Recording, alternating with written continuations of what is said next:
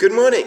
In this week's Sidra of Miketz, we have Yosef giving some seemingly unwarranted advice to Pharaoh, and Pharaoh receiving the advice not only enthusiastically, but with tremendous job prospects as a result for Joseph. See, we have the famous story of Pharaoh's dreams, the 7 fat cows that come out of the river and then devoured by 7 thin cows, the 7 good healthy sheaves of wheat that grow that are then swallowed up by the 7 dried out sheaves. And Pharaoh doesn't know what that dream means. It really bothers him. He goes around asking everyone. No one can give him a satisfactory explanation. Finally, Joseph is identified as the dream interpreter, hauled out of prison, brought before Pharaoh. Do you know what the dream means? And Joseph famously says, yes, it's the same dream. 7 fat cows are the 7 good sheaves, 7 years of plenty. 7 thin cows are the 7 bad sheaves, 7 years of famine. But then Joseph says something which seemingly goes beyond his mandate. This is in chapter 41, verse 33. So he says, "V'ata yere Pharaoh ish navon v'chacham."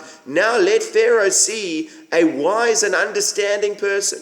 V'yeshitehu al eretz Mitzrayim, and appoint him in charge over the land of Egypt. And he's going to have people beneath him that will help, and they'll collect the food during the years of plenty, and that'll be used to sustain the nation during the years of famine.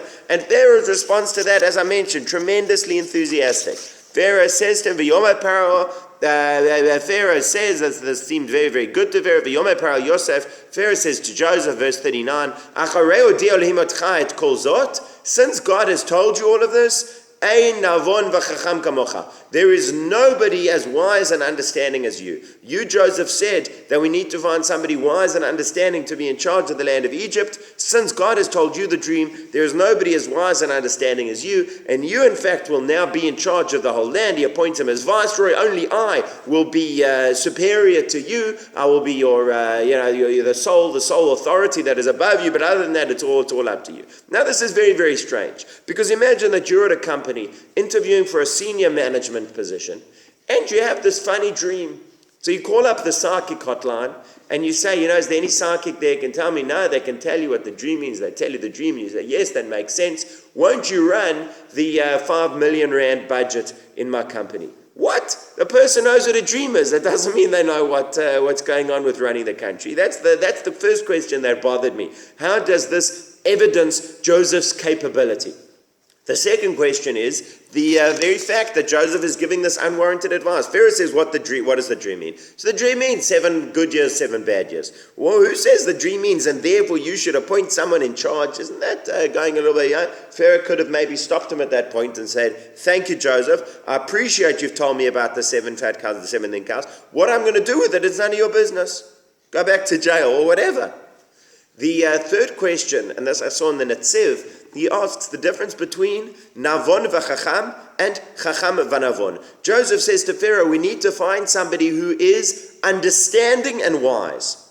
Later on in the Torah, in the book of Devarim, the Torah tells us that when the Jewish people are keeping the mitzvot properly, the whole world will say, Rak am chacham v'navon, hagoy hagadol hazeh. This nation is wise and understanding. So the difference between understanding and wise, and between wise and understanding. So maybe we'll get to that as well. If we don't have time, we'll leave it as a question. But coming back to this point, why is Joseph giving this advice? So both the Sforno and the Or HaChaim say that Joseph, in fact, is saying the advice is part of the interpretation of the dream.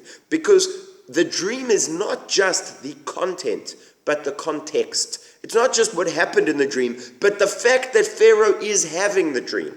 The fact that Pharaoh is having the dream is because he's supposed to do something about it. It's because he's supposed to go somewhere with this. It's not just, I have a dream. 7 bad years, 7 good years, 7 bad years. Okay, fantastic. Thank you very much.